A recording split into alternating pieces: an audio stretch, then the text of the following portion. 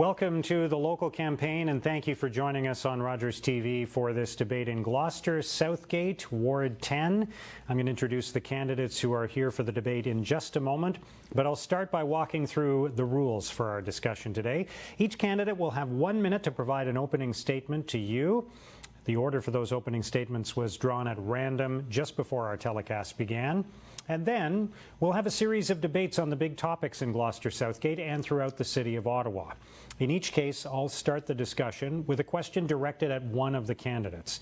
That candidate will have 45 seconds to respond to that question on his or her own, and then we'll open it up to several minutes of debate from all the candidates, during which time they can speak to you, the voters. They can challenge each other, ask each other questions, respond and rebut what some of the other candidates are saying. At the end of that debate, we'll go back to the candidate to whom the question was originally directed, and that person will have 30 seconds to wrap up on that topic.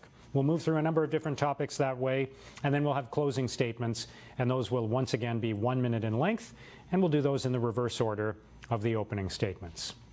So let's meet the candidates who are here for the debate in Gloucester-Southgate, Ward 10. First of all, Sam Soucy, Alek Golijanin, Robert Swaita, and Diane Deans. There is one other candidate who is running in the election on October 22nd in Gloucester-Southgate, Perry Sabarin, who is not with us for the debate. But welcome to all of you. Thank you for being here. And we'll begin with the opening statement for Sam Soucy. You have 1 minute. Go ahead. Thank you very much, Mark. As Mark mentioned, my name is Sam Soucy, and I'm one of your candidates for Gloucester-Southgate Ward 10. I'd like to start by thanking all the candidates for being here today, as well as Rogers TV for organizing this debate. I intend to bring fresh ideas and new perspectives to a city council that hasn't changed in 20 years. We should all be extremely proud to live in this great city, but we should be even more proud to live in Gloucester-Southgate, one of the most diverse neighborhoods in this country. During the campaign, and hopefully once elected, there are a couple of key issues that I want to address, and I want to address those with the experience that I've gained at the federal level, having worked in Parliament in various capacities. Some of those subjects include safety, infrastructure, public transit, youth, seniors, and parks and recreation. We have a great city, and right now we have an opportunity to bring change to City Council, and I hope to get your vote, and I look forward to continuing this debate with my fellow candidates later today. All right, thank you. Next up is Alek Golijanin. Go ahead, you have 1 minute as well. Hello, folks. My name is Alek Golijanin, and I'd like to start off by saying I'm not a politician. What that means is I've never worked with political parties or groups. My background is in international humanitarian work. I've been lucky and privileged enough to have collaborated with everyone from embassies and ambassadors all the way to national police forces.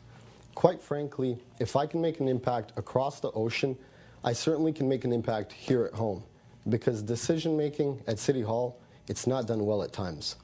When I decided to run for office, I didn't do so just to participate in the democratic process. No, I ran to get us back on track, on the right direction, and to champion the voice of Gloucester-Southgate at City Hall. Thank you. Okay, thank you. And our next candidate in Gloucester-Southgate is Robert Swaita. Go ahead, you have 1 minute as well. Thank you, Mark, and thank you, Rogers, for hosting this event. I'm Robert Swaita. I'm a proud family man and owner of our family-run business, KS on the Keys Restaurant. My father emigrated to the Ottawa area from Lebanon in the 50s, met my mom, and settled in Gloucester-Southgate in the 70s. I'm not a stranger to the people that live in the area. I was born and raised here. My kids go to school here. My family, my friends, my patrons either live or work in Gloucester-Southgate. I am running as a candidate for Gloucester-Southgate because the community has been so good to me, and I want to address some of the issues that have been festering for many years, such as increasing crime, lack of investment in our youth, improved transportation, and improving the quality of life. I'm asking for your support to address these issues in the upcoming election because, frankly, it's time for action. All right, thank you. Finally, the opening statement from Diane Deans. You have 1 minute. Thank you, Mark. Hello, everyone, and let me add my thanks to Rogers TV for providing us with this opportunity today. My name is Diane Deans, and I'm the City Councillor for Gloucester-Southgate Ward. For more than 2 decades, I have had the honour and the privilege of serving the people of Gloucester-Southgate Ward. Public service is very important to me. And I want you to know that I have never taken up a seat on council just to be there. I've taken up that seat to make a difference, and I work hard every day to make a difference in the lives of the residents of Gloucester-Southgate Ward and of the City of Ottawa, and I am passionate about the work that I do. If I'm fortunate enough to be re-elected on October 12th, you can count on me to continue to be a strong voice for residents of Gloucester-Southgate, to be an independent voice, and to make a big difference every single day. Thank you. All right, thank you to all the candidates for your opening statements. Let's start to debate some of the big issues in Gloucester-Southgate and throughout the City of Ottawa. I'll start with a question directed to Sam Soucy. We've just learned in the past few days, of course, that light rail has experienced further delays. What are the lessons from the implementation of Phase 1 of light rail? Should the city have provided more oversight? Should there have been more transparency? And what are some of those lessons that can be applied to Phase 2 and Phase 3 going forward? Well, thank you very much, Mark. That's a fantastic question, and you are totally correct. There has to be more oversight in a project of this magnitude. The city has spent $2.1 billion on one of the biggest infrastructure projects that we've ever seen in the nation's capital, and there has been problem after problem after problem. And in my opinion, the Rideau Transit Group has not been held accountable, and there has been a lack of oversight. You know, we can look at the numerous issues that we faced, the fact that they've misplaced 2 of the onboard navigation computers. We've had the sinkhole, the issues with the downtown tunnel, and, you know, of course, the numerous delays. We can also talk about the limits in fines. So yes, RTG must be held accountable, and I think we can learn a lot from what's happened so far. Okay, it's open to everyone on this topic now. Fair enough. Well, what I'd like to say is I agree. The LRT will revolutionize Ottawa. But until it gets there, I have serious concerns. Like Sam said, we're giving out $2.1 billion to a contract to developers with clearly set out guidelines. And there's been violations along the way over and over again. At what point is the city going to take a hardline approach? Because the reality is we're wasting a lot of money where there's cash-strapped services that need it a little bit more. In this circumstance, the city's negotiating from a position of power, and somehow we still managed to get it wrong. I think we've had over 24 years to get the obsolete procurement process in place, replaced. Because the reality is this is what's causing the waste, and it's part of the reason why we're in an infrastructure deficit. The LRT is good for the city. It's a very important part of the growth of our great city. However, there's issues that specifically affect our ward in Gloucester-Southgate. We need to understand that for 30 years, politicians have been talking about improved infrastructure in Gloucester-Southgate, such as the Airport Parkway. We need to spend more time focusing on Gloucester-Southgate and bringing that transportation dollar to our ward. And I know the LRT is planned on moving into our ward in several years, but what do we do now when transportation is a backlog, no matter whether it's Hunt Club, Conroy, Bank Street, or the Airport Parkway? We need action, and it's time for action now. Well, for my part, I have to say that I do share the disappointment that we have had delays in this project. But I think all of us know, if you've ever renovated your own house, you know that when you have large, complex projects like this one, there are bound to be delays. And as I said at Fedco this week, although I share the disappointment, not entirely the surprise, because this is a complex project where systems need to work together. Having said that, I think what we have to remember is that the City of Ottawa is building a world-class transportation system that will change the way people in Ottawa move around our city. And it's an important project for this city, and for me it's about safety and it's about reliability, and I don't want to put those rails through that tunnel until I'm absolutely assured that our citizens will be safe and that this project will be reliable. And so if it takes a little longer, it takes a little longer. But I think when we do cut that ribbon and people start riding the rails, they will see that this is a transformational project for our city. Now, I would agree with all the candidates here that we're all very disappointed with what's going on right now. And of course, the safety of our citizens is the top priority for any municipality. We have to make sure that it is done right, correctly the first time, that we don't have to close it down for various repairs because something was unsafe or wasn't done properly. My biggest concern here has to do with what this is costing the city. Now, obviously, there are limitations in how many fines we can give RTG. I believe it's at $1 million. But my concern is the $10.8 million that the first delay cost the city. What could we have done with those $10.8 million had we been able to put them in various other areas of the city, be it policing, paramedicine, fire, or any other? It could also be community housing. Fair enough. Well, I'd actually like to bring up the example of something that happened in 2016. So there was a private soccer field in Manotick where the city actually bought the field for over $1 million. What happened was a private contractor bought the field for $250,000. 4 years later, the city purchased the field for over 500% increase. I'm not a real estate expert, but I know that property values don't increase at 500%. I think it's a real concern when the media tries to go out and reach out to get questions to why this was done, especially when the auditor at the time, who's Kevin Hughes, said that there was violations. Nobody was sent out to check out the land, to appraise it. And okay, Alex, well, I'm just I'm not finished. sure what that has to do with LRT. I'll let you know what it has to do because it's oversight. And the problem is when we give out so much money without making sure if stuff's getting done right, it's a real concern.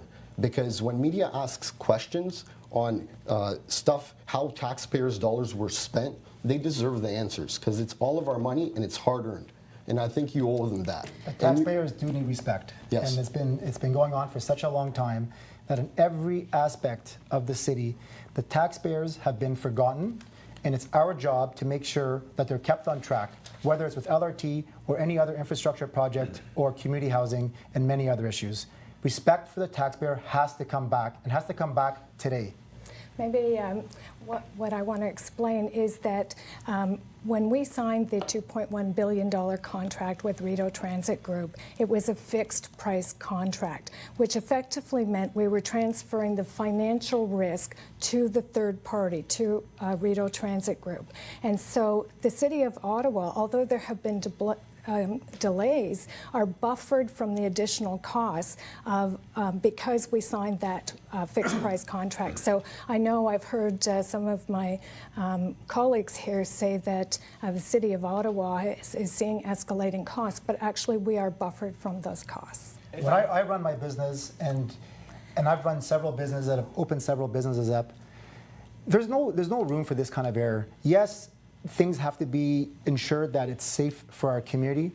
But when you run a business, you make sure that things get done on a deadline and on budget. Because just like in the private sector, we don't have the luxury like the public sector to just keep spending money. And you know what? I agree with Robert. When we negotiate from a position of power and we get it wrong so many times, I think it's completely irresponsible, and it shows that sometimes experience isn't everything. RTG took the risk. They're a large multinational corporation, and they knew the risk they were taking. All right, thank you. Let's go back to Sam Soucy. I asked you the question, so you get the last 30 seconds on this topic. Thank you very much. So it would clearly seem that we're all in agreement that there have been many mistakes made with this project. It is this immense endeavor, so it is certainly understandable that we have a few delays. But I think that the main issue here is that public transit in Ottawa is already extremely expensive. And now we are seeing a project that is not being delivered, that is taking more and more time. And even though, yes, they have taken financial responsibility, it doesn't mean that OC Transpo hasn't had to change their budget because of the constant detours that we've had to have. All right, thank you. Let's move to the next question. Alek Golijanin, I'm going to direct it to you. Should Ottawa join other cities in asking the federal government for a ban on handguns and assault weapons? And what other steps do we need to take in order to improve community safety and address the growing gun violence problem in our community? Fair enough. So my stance is I don't believe in a gun ban. The reality is America's gun problem is becoming our problem. Of the last 17 years of my life in the ward, Gloucester-Southgate, I'm 27 years old, and I can tell you three things. Crime has skyrocketed. There's more guns and drugs available now than ever before. And it's a sensitive topic, but it's an important conversation, and that's crime is disproportionately affecting certain demographics and groups more than others. I don't think leadership as it stands is capable of facilitating or holding that conversation. My approach involves respect, open-mindedness, and tolerance. If you look at the example of mediation and counseling, only through discussion and conversation do we get to solution. Thank you. Okay, it's open to everyone on this topic. We need to address the underlying issues as well. This is what I believe has been forgotten for such a long time. And Alek touched on it briefly there. We need better youth initiatives. We need to invest in our youth. We need better mentors.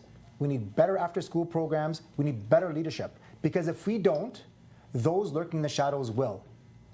So yes, guns are a problem, but we need to address the underlying issue to ensure that our youth do not go down this track to begin with. I couldn't agree more with Robert, and that's a huge issue that we've been having with policing so far, is that the city seems to be putting all their money in the guns and gangs unit, and that is purely reactive. We have to anticipate these issues, and we have to put the funding in my opinion, community policing, and this also comes down to the social aspect, where our community police officers were reduced from 15 to 10. We've had 71 shootings in 2017, and we only had 32 in 2013. So we've had an immense hike, and between January of 2018 and July of 2018, we had 51 shootings. We're on track to have the highest amount of shootings in any year. And the city doesn't seem to be putting the resources in making sure that youth do not get in trouble, that youth have things to do after school in the hours where their parents might not be there. And we need to address this partially like Boston did with Operation Ceasefire in the late 80s and 90s, because that is what works. Community policing takes time, but that is what works. Well, for my part, I am community safety is my top priority, and I am concerned about the proliferation of guns on our street and the increase in street violence in our neighborhoods. It's not just the neighborhood of Gloucester-Southgate ward, it's across the city, it's across Canada. And there are multifaceted approaches that we need to take to address this. I agree with Sam very much that we need to return to the community policing model. I appeared before the Police Services Board with my colleagues, Councillor Brockington and Councillor Egley, to argue for a return to community policing. I also believe that we need to invest more in our youth, into prevention programs, and take away the barriers to access. We need to invest in employment programs, and we need to build community resiliency. That's what I've been doing, working on Neighborhood Watch, because the police can't be everywhere. We have to have eyes and ears of the community on our neighborhoods. They need to know if something is not right in the neighborhood and report that to police. Community safety is everyone's responsibility, and it takes a big effort from all involved to have a safe community. But Diane, in all fairness, a lot of our politicians have been talking about this for a long time. And I just have a simple question. What are you going to do in the next 4 years that you couldn't have done in the past 24 years? It's time for action. We can't just keep talking about this. We know what the solutions are. We just have to start actioning them. This is getting to a point where it's happening across the board. But the most imperative one is our youth. It's the crime in the area. 57% of the people that live in Gloucester-Southgate do not feel safe going out at night. Crime has increased, and we definitely need to do something about it. And a lot of things are just common sense issues, but we definitely need investment in our youth. And you know what? I actually agree with Robert. And there's one incident in the last 4 years that really kind of rubs me the wrong way. And that's when leadership at City Hall told police that were disgruntled if they didn't like it, they could resign. And what happened was few, if anybody, at City Hall actually spoke up in favor of the police. And the message that sends is that the Ottawa police, it doesn't seem like they have friends at City Hall. I'm here to tell you that I unequivocally support the Ottawa police. And they are doing their job. They are arresting hardline criminals, and also death dealers. But the reality is something along the way when they bring them to court is going wrong. That's a provincial issue. It's not a municipal issue. But the reality is we got to support folks who put their lives on the line, whether it's their physical or mental health. They are doing a good job, and we need to respect them. I agree 100%. 100%. In fact, the Ottawa Police Service has been underserviced for a long time. Latest statistics from Stats Canada show that Ottawa, amongst 50 cities in Canada with a population of over 100,000 ranks 38 in the number of cops to population. We're very underserviced here. They need help. I'm sure that you know that I voted against the police services budget for that very reason, because I believe that the police are under-resourced and need more resources. I spoke about that at the police services board that I attended, and I spoke about that at City Council. I also talked about a return to community policing.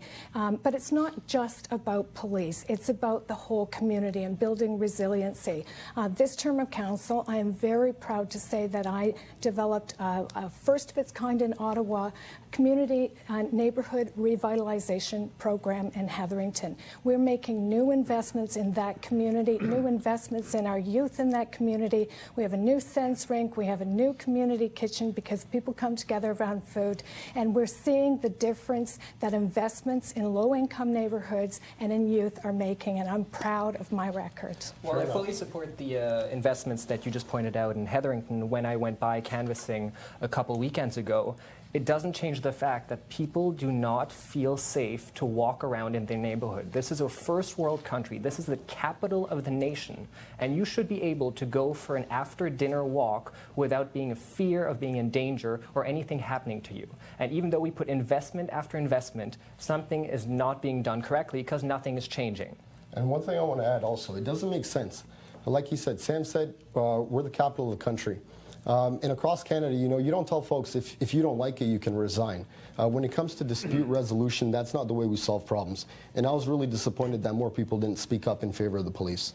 Let me just say that, for my part, I also recognize that this isn't just a city problem. This is a problem that all levels of government, federal, provincial, and municipal, need to tackle together. We need, too often the police put people in jail and they're out on the street too soon. The federal government needs to stop those guns coming across the border from the United States. Again, Diane, what are you going to do in the next 4 years that you did in the past 24 years? This part of the debate's over. Alek Golijanin, I asked you the question. You Fair get the enough. last 30 seconds.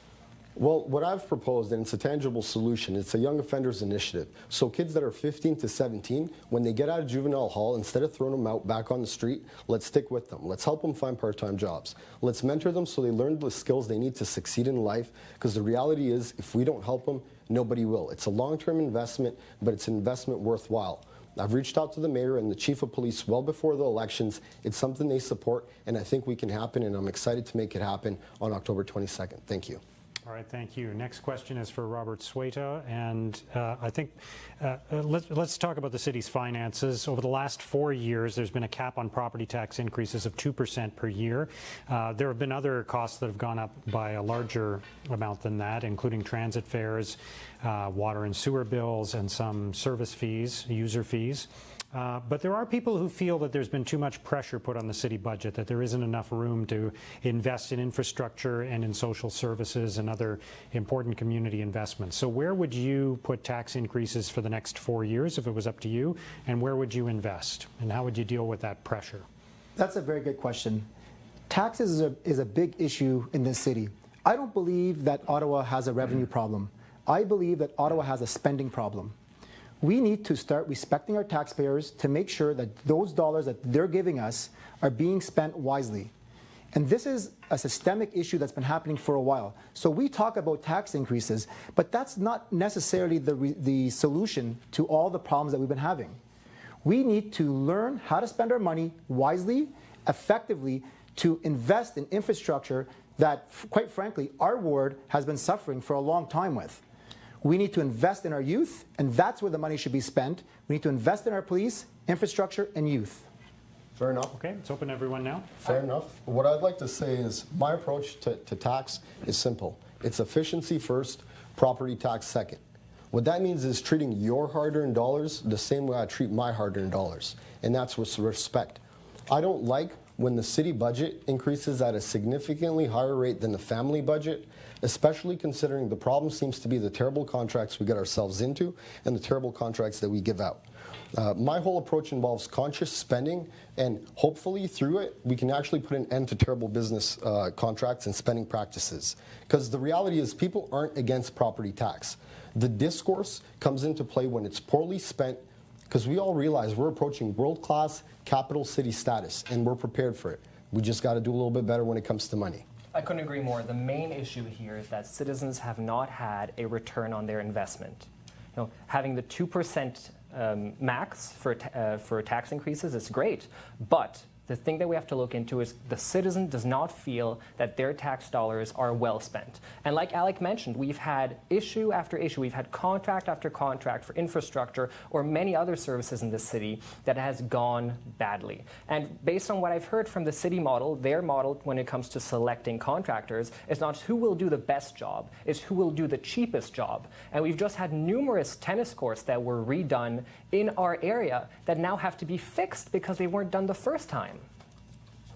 Well, that's interesting you raised that, because I know I told you that last night, but that was a fixed price contract that the city hired a third party. The city is not accepting those tennis courts, and they will be redone to the city standard before the city takes them over and pays the bill. Let me just say I am proud of my record on taxes. I have always supported balance in budgets, balance between funding the fundamental services that people need in our community and the fundamental infrastructure that people need, and balancing that with your ability to pay for those services. And I think that's what council's job is. I don't believe that people don't want to pay taxes. I believe that people want to see value for every tax dollar that they spend. And it's my job as your representative to make sure that you get that value, and that's what I do every day. Diane, I couldn't agree with you more. This is the issue that we're having. We just spent $11 million resurfacing the Airport Parkway. We should be talking about twinning the Airport Parkway, not resurfacing it all the time. This is where people's monies should be spent. They've been talking about twinning the Airport Parkway for 30 years. I probably was in diapers at the time when they were talking about it. We need action on this today. We need to spend our money wisely on where it's needed, and not just on resurfacing tennis courts that are done 3 or 4 times and building bridges across the Airport Parkway 3 or 4 times. We need to build a bridge once, we need to build it properly. We need to twin the Airport Parkway once, we need to do it properly. I couldn't agree more. The pedestrian bridge over the Airport Parkway is a fantastic example that had to be rebuilt 3 times because they couldn't pour the concrete correctly.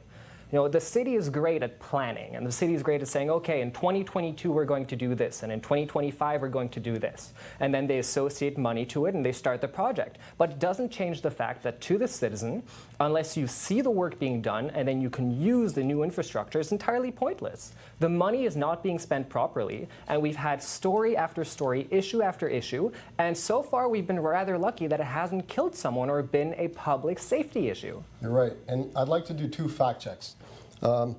So when it comes to Rob, I respect Rob. Rob's a respected business owner. But Rob's on the record also saying that he supports a 0% tax increase. And I think it's completely irresponsible, and he knows better. The reality is bargaining agreements exist. Wages go up and inflation's real. Saying 0% is not realistic, and it's a cheap way to get votes. My second fact check is when it comes to Pushman Park. I respect Diane. She's done some great stuff in 24 years. But there's also been some short-sighted decisions. And one of them that really makes me scratch my head is in the Tapiola area. It's in Pushman Park. We spent $500,000, so $500,000 on a shack that's used twice a year, during the winter for folks to change during winter skates and whatnot, and in the summer when it rains for camp. The reality is $500,000, $500,000 across our ward gets you a single spacious home with a big backyard, and we settled on a shack. That's kind of stuff in decision making, whether it's in business, whether it's in politics, it really makes you question, does experience really count? I really happy to hear you talk about Pushman Park. Can I just answer, since a lot Certainly. of you haven't, thank you, and I haven't had a turn, so thank you for that. I just want to agree with both of you that I think the city has had some challenges in managing contracts, and our Auditor General has certainly been clear with our city manager about that, and I think that they have to do better, and council has been holding their feet to the fire. Managing contracts has been an issue for the city, and I agree with you. In terms of the statement that was made about twinning the airport parkway, I just want to take a minute to explain that. We have done the environmental assessment to twin the airport parkway. That will be done. It's funded through development charges, and that means the timeline for that depends on the pace of growth. Since growth has slowed a little bit, the twinning will happen now. It's projected for 2021, but it will happen. What we did this year is resurface the airport parkway, and in that resurfacing, they're not throwaway costs. We will use that resurfacing and add to it in 2021. And just on the issue of zero, Bobby, we all know that's not credible. Okay, we're going to wrap up there, but Robert Swaita, I asked you the question, so Yeah. you get the 30 seconds to wrap up. I've run a business for many years. I've opened businesses, and as much as I respect my fellow candidates here, at running a business, we find efficiencies. We find ways to ensure that tax doesn't go up, because I know how hard you work to pay your taxes every year. So we can do this without increasing taxes. We need to stop listening to our politicians for 30 years about twinning the airport parkway. We need it. It's time for action, and I'm prepared to put my name on the line that if I don't get it done in my first term of council, Thank you. I will not run again. All right, let's move to the next question, which I will direct to Diane Deans. It's come up already a couple of times, but you have been in municipal government for more than 20 years. So I want to ask you, how long is too long? And would you support eventually term limits for city councillors? And what other changes would you make to the size and structure of city council, since that's a big topic in Ontario these days? Okay, well, thanks for the question, Mark. And let me just say that I am very proud of my over 2 decades of service to the people of Gloucester-Southgate ward. I do this job because I love the communities that I represent, and we make a difference. I have worked with the residents associations, with businesses in my ward, and with the faith community. And I'm proud of how we have built this community together and our successes of the library, the expanded community centres, the great pathways in Gloucester-Southgate ward, and much more. I believe we do have term limits. Term limits are called elections. And if the people of Ottawa or Gloucester-Southgate don't think that the person they sent is doing their job, they can send someone else. Okay, it's open to everyone now on this topic. Actually, I would have to say that one of the main issues with the municipal level is the fact that we have councillors that are there forever, 24 years. And with all due respect to Ms. Deans here, 24 years is way too long for a politician to be in place. Times are changing, and we need to have fresh ideas and new perspectives. We need to adapt to the world. We need to adapt to the new generations. And if a person is in the same job for over 20 years, they can be behind, and they will not be able to adapt properly. And I think that this actually comes into play with countless issues that we have in city right now. City council hasn't changed in 20 years, and we're having the same issues we had 20 years ago. Fair enough. Well, the reality is, folks, like Dan said, every 4 years we do have elections, and you can choose to vote someone in, or you can choose to vote someone out. This time around, you actually have a real alternative. Alek. What I want to tell you, though, when it comes to boundaries, we want to do these studies. And I'll use an example. We do a lot of studies. One of them was for the green bins. So we spent tens of thousands of dollars on the green bins. And the study said we were going to use $8 million worth of green bins. We actually only used 30% of our capacity. So that means all our hard-earned money, $6 million of it, that could have gone to cash-strapped programs, whether it was policing, whether it was social housing, social workers, roads, snow removal, that money was taken away from them.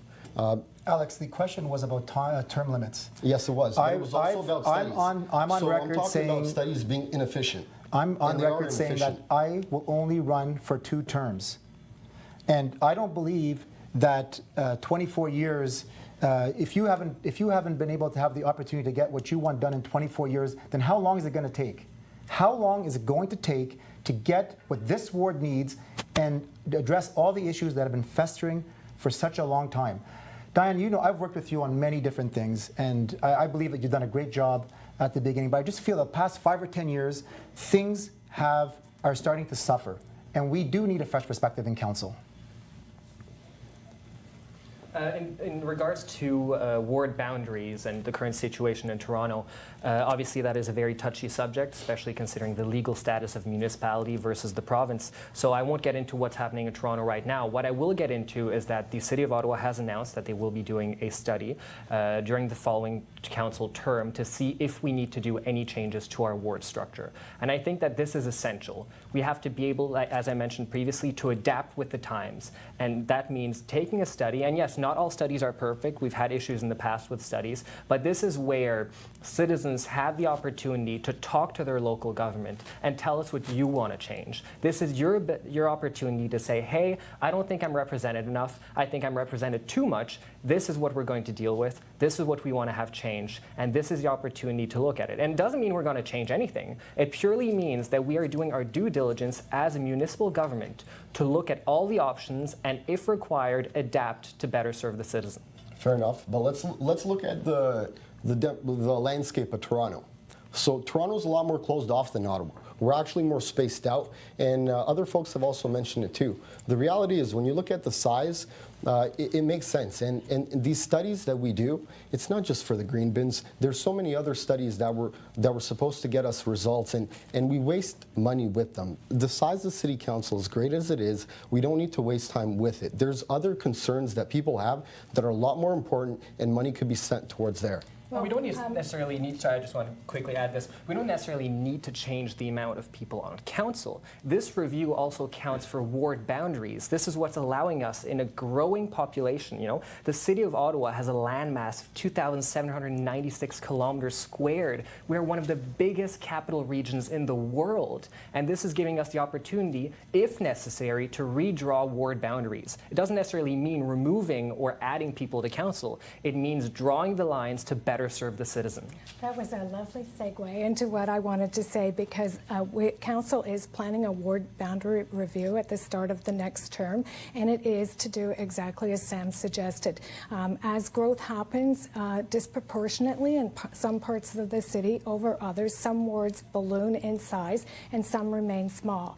So it's always important to take a look at those boundaries and to try and balance them out. But we also have to balance different communities of interest, the rural communities, the suburban communities, the downtown core, the Francophone community. And we have to make sure that with our ward boundary review, we are serving everyone well. Is the size of council too big or too small? The Ward Boundary Commission, which is independent from City Council, will make that determination. And whatever they decide, the citizens will have that opportunity, and we will make it work. Look, we're here to represent the issues that we're experiencing in Gloucester-Southgate.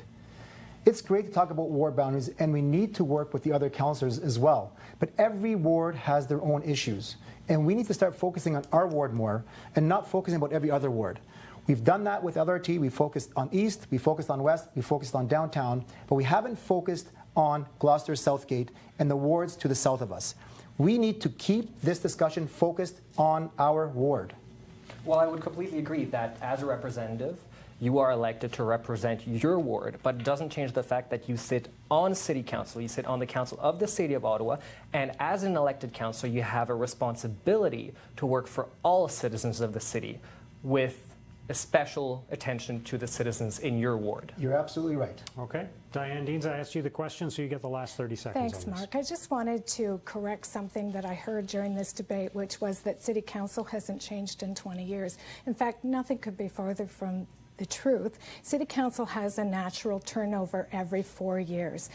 This time we have 4 councillors not returning, and of course we have an election, so we have no idea how many of the current sitting councillors may not follow through. But for me, I bring fresh ideas every day, and as I said, if the people of Gloucester-Southgate Ward feel they wanted a change, they could make it, but I think they believe in me. All right, we're going to move to a question now to Sam Soucy. I think there are a lot of people throughout the city and in Gloucester-Southgate who are concerned about safety on residential roads. So what can be done to improve safety for pedestrians and cyclists, and as well, would you support photo radar to enforce the speed limit on residential streets? Definitely. Thank you very much. So, as I mentioned previously, safety should be the #1 concern of any municipal government. And through the organizations that I've talked to, the citizens that I've talked to, time and time again, safety on roads is one of their main concerns. Now, speeding in residential neighborhoods is a huge concern that I've heard now time and time again, and that's certainly something that we need to address. Now, there are various traffic calming measures that we need to look at, but the main issue, I think, when it comes to traffic calming is that each councillor gets $40,000 to address this issue, and that is far from enough. I would also like to add, when it comes to photo radar, that I think that it is if it is used properly and privacy concerns are taken into account, it works great. It's been used in many European countries, and they've had no issues with it so far. It's open to everyone now. Fair enough. Fair enough. Well, my stance is pretty simple. Driving is a privilege. It's not a right. The reality is there's no excuse for the road casualties, and I 100% support increased fines and fees for speeding, as well as speed cameras, whether they're in residential areas or whether they're on main streets. Because if it's going to save families, if it's going to keep people from losing loved ones, I'm all for it. And it's ironic, but we're actually not moving fast enough. We keep getting caught up in these studies where we're doing a study to see how effective Vision Zero is. Well, it's effective. They're doing it great in Europe. It doesn't make sense that we always need to fall behind to get stuff moving ahead. I couldn't agree with you more. We're getting caught up with these studies, but it's very simple. The infrastructure in our area has been suffering for a long time. Whether it's bike lanes, whether it's our roads, whether it's our parks, etc., we need to start focusing our attention on our ward to make sure that bike lanes are safe, roads are safe, especially our residential roads where our kids go out and play every day. These are the things that we need to focus our attention on. Well, I can tell you that speeding cars are the bane of my existence. I hear from people all over the community all the time, and it doesn't seem to matter whether it's an arterial road or a collector road or a local street.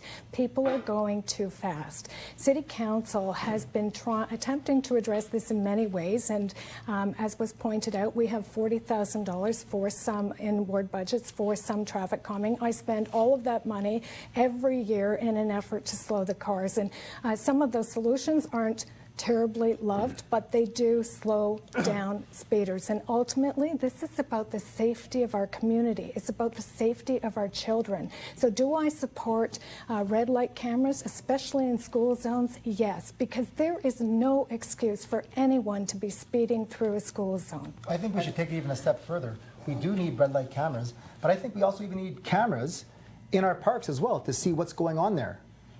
Going back to what Ms. Dean said, I'd like to highlight the fact that she said City Council has been trying, and unfortunately City Council has not been succeeding in this issue. I mean, the average set of traffic lights can cost between $150,000 and $4 million, yet in 2017 the city only spent $2.4 million when it comes to traffic lights. We have countless areas in our city, I believe there are 4 of them in our ward right now, where our famous studies have been done. They want to put a set of traffic lights there, but we don't have the money for some reason, and there's nothing there. So my question, and we've discussed this previously a lot, is there would seem to be a significant issue with how the city is allocating funds and how they're spending money on infrastructure. And if we don't have enough money to put in a set of traffic lights for the safety of our citizens, then there's a very big problem, and we need to look into that. Well, maybe I could just explain that. The province actually has a system of warrants, and the warrant has to be met. It's the number of cars going in one direction versus the number of cars going in the other direction, and it also takes collision data into account. And unless it meets a provincial warrant, we can't put in a traffic control signal. And the example that Sam used was when it didn't meet a provincial warrant, and that was why we couldn't put in the traffic signal. And I just want to talk about one other thing, and that's enforcement.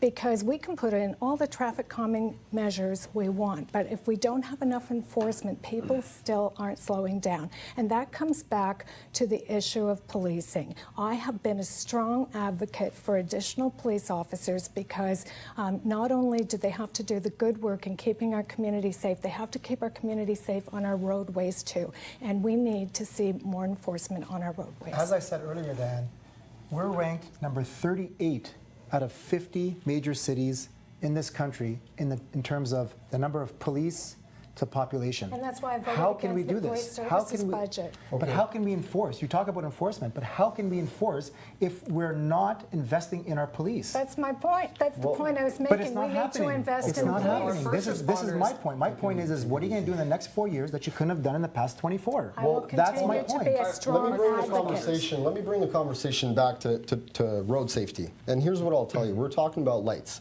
The reality is, what I hear at the door is the road paint that we put on and those yellow sticks. They're not that effective. Cars run over them, and the road paint. I mean, how much money have we wasted? Because we haven't done it right the first time in the last couple of weeks. There have been stories where they go to paint the roads for speed preventatives, and they're not done right. And that's the problem. That's why there's no money for lights. That's why there's no money for other stuff. And I couldn't agree more. The way that the city has approached traffic calming is simply not effective. Like, yes, these flexible stakes work in certain situations, but I mean, the $5,000 that we spend per speed board that simply flashes if you're going too quickly, chances are, if you're already driving way too quickly for that to flash, you don't care. And that is not proper safety for our citizens. But We this have goes to be back more the point- proactive. this Yes, and it my goes back point to... of we don't have a revenue problem. We have a spending problem. Oh, definitely. And I mean, we can also talk about, as we previously mentioned, we don't have enough police officers. I mean, this police service is looking at hiring 500 new constables in the next 5 years, so we definitely have a huge issue there. But it goes down to the fact that our first responders throughout all three services are not properly supported in our city. And we need to change that, or else we are going to suffer, not just us as candidates, but every single citizen in this city. Okay, we'll stop there. Sam Soucy, you get another 30 seconds. Oh, fantastic. Thank you. So as we all talked about recently, traffic has been a huge issue, and almost every single person I've talked to at the doors mentions, speeding in their neighborhoods, issues with parking on their streets. And this is something that needs to be addressed more. And that is why open communication is key. The councillor has a responsibility to go to each neighborhood and talk with citizens and see what they want to change. And unfortunately, if that is being done, it is not being done enough, and citizens are not seeing change. Okay, thank you. Let's move to the next question for Alek Golijanin. What can be done to address the rising cost of housing in Ottawa and the chronic problem of homelessness? What should the city's role be in this? Fair enough. Well, the issue of affordable housing, it didn't happen overnight. I'm here to tell you that there's actually studies that came out and reports that identified the issue over 2 terms ago. So that's over 8 years ago. It should have been dealt with then. And at one point, I actually lived in affordable housing too when I came to Canada in 1994 when I was 3 years old. I remember humble beginnings. But what I can tell you, what I want to do different is launch a subcommittee with the inclusionary zoning where we work with community housing. That way we can offset costs that are brought in because of the zoning, and we can also at the same time help Ottawa community housing increase their portfolio. Because the reality is, folks, we still have refugees living in motels. That's how bad it is. There is no affordable housing. And I couldn't agree Okay, more. go ahead. I couldn't agree more with Alek. Right now, we have a 9-year wait list for community housing. How is that acceptable in the capital of this country? And I'm actually happy that Alek mentioned inclusionary zoning, because I believe that that is certainly the answer to a few of our problems. But I do, however, believe in a voluntary ordinance model, which would mean that this would give incentives to developers to actually take this affordable and inclusionary zoning into account. So this might mean expedited permits, reduced fees, cash subsidies. But we need to do whatever we can to help the citizens of Ottawa. The housing crisis, as Alek mentioned, isn't new. We've just been ignoring it for years. And, the city, we have countless organizations that have been talking about this. And if you talk to the residents in community housing, the conditions they live in are unbelievable. They are unacceptable for a first world country. We are seeing mold, rats, we are seeing leaks in their roofs. The amount of health damage that they might have by simply living there are unimaginable. And we should be held accountable for this. And we, as a city council and as a city, have a duty to fix this issue. And to take it a step further, we actually need to work properly with our federal and provincial counterparts to ensure that the plans that they have on bringing in refugees match with the capacity that the city has as well. We can't just do this by ourselves. We need to work with our partners at every level of government. I have had the privilege of chairing the Community and Protective Services Committee for the last 4 years, which has carriage of the housing and homelessness issue. And I can tell you in 2014, we implemented a 10-year strategy to end chronic homelessness by 2024. We have been working hard on that strategy and we have been making progress. But for me, we need to do more. Every family in this community deserves to have a place to call home. And I think that we need to really embrace the housing first strategy. We need to ensure that we shorten the stays in shelters and everyone has a home, and that we give them the supports that we need. And the federal and provincial governments certainly have a role to play in assisting in housing. They need to come in, and we're proud that the federal government is re-entering the housing field. But what I don't want to happen is the city to back out. And unfortunately, at the start of this term, the city cut $4 million from our capital program for new housing starts. I think that was a mistake. It was wrong, and we need to repair it. As the chair of the committee, I am doing a refresh of the housing and homelessness strategy in 2019. That's the midpoint of the strategy. I think it's a good time to take a check-in and see what more we can do to meet our goals and make sure that every family in our city has a home. And it seems to be going back to what we've discussed during this entire debate, that money, funds aren't being properly spent. We have people living on streets. How can we have a 9-year wait list for community housing in Ottawa? That is not only a shame, but that is unacceptable.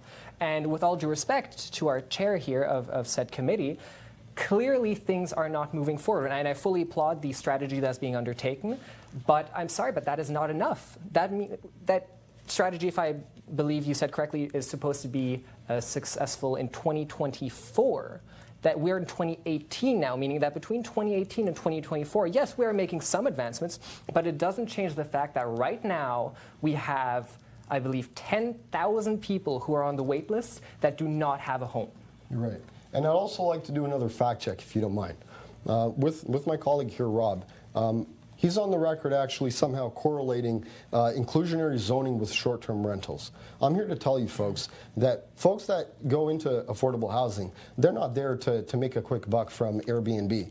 The reality is sometimes people fall on hard times, and when it came in my circumstances, affordable housing actually helped us get on our feet when we escaped civil war from former Yugoslavia and Bosnia and Herzegovina. And the reality is it shouldn't be a privilege for people to grow up in Ottawa, because if it was, I probably wouldn't be here today. I just You completely misunderstood my comment on Airbnb. Airbnbs are being abused. They are here to stay, but they're being abused. People are buying houses, removing them off the market, and renting them to short-term rentals. We need more of our houses and our homes to stay available for the people that need it, not to be abused and used as an economic tool. And on Airbnb, it has been a challenge, and this is a new world, and technology changes, disruptive technologies are coming into our community, and we have to find ways to deal with them. And I'm proud to say that I convinced Ottawa City Council to initiate a strategy to regulate Airbnbs, to ensure that they're not disruptive to communities, that they're not causing noise issues or parking issues in our communities, and that wherever Airbnb might be, and I know lots of people enjoy Airbnb, and that's fine. They just can't be disruptive to our communities, and that's my goal. Again, Okay, too little, too we'll have to late. stop there, but Alek Golijanin, that's your question, so you get the last 30 seconds. Absolutely. So you heard it yourself, folks. Diane mentioned that she started the committee in 2014 to end a housing issue.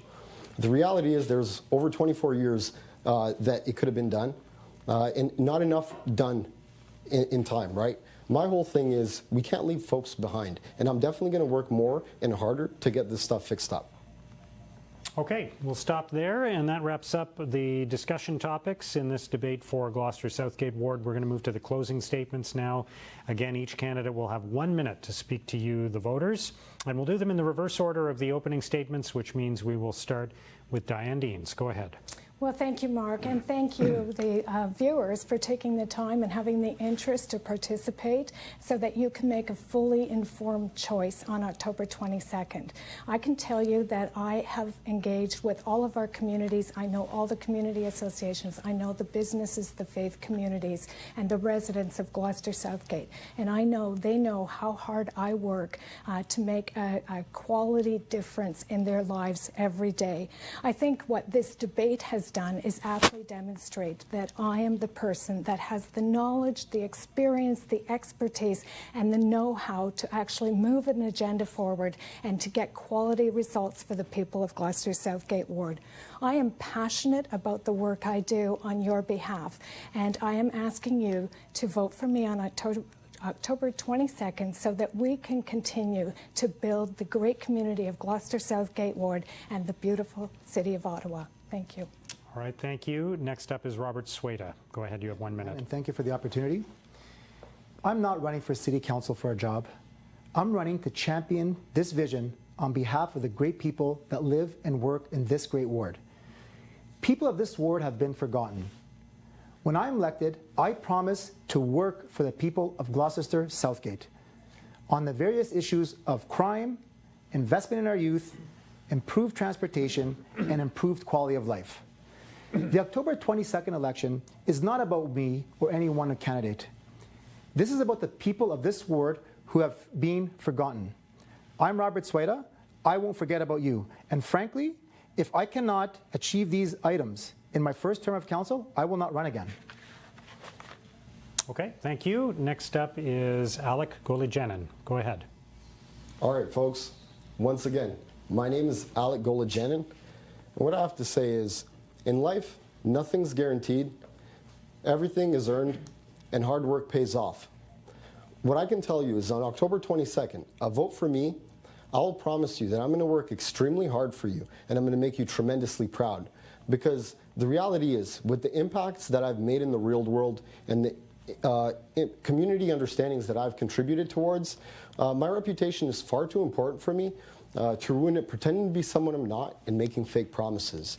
On October 22nd, make sure to go out and vote for me. Gloucester-Southgate, let me champion your voice at City Hall. Thank you. Okay, thank you. And finally, Sam Soucy, you have 1 minute. Thank you very much. I'd like to thank everyone again for being here for this debate and for organizing this debate, and you, the viewer, for seeing this. I'd like to end this debate by saying that, as we've all discussed, there have been countless issues in this city, and we need change. We need fresh ideas, and we need new perspectives, and I think I'm the guy for you. I have years of experience at the federal government. We have done some great work, but we've also learned from our mistakes, and I think that the city has not. And that is where I can champion for you. I can bring your concerns to the table, and I can make sure that you are not forgotten. Gloucester-Southgate has been forgotten in many areas, and we have to make sure that that never happens again. No matter how young you are, how old you are, you will be taken care of, and you will not be forgotten. This is your chance to bring change to City Hall, and I believe that I'm the change that you're looking for. We want to bring better roads, better safety, better buses, and all in all, a better community for Gloucester-Southgate, a better community for Ottawa, and a better community for us all. All right, thank you, candidates. Best of luck to you in the rest of the campaign. Thanks for being here. I want to remind our viewers that the election day is October the 22nd. That's when you'll have a chance to vote in Gloucester-Southgate and throughout the city of Ottawa. And I'll remind you that we will have live results on Rogers TV and simulcast on 1310 News Radio, along with analysis on what it will mean for the next 4 years for our city. I hope you can join us then. Thanks for watching.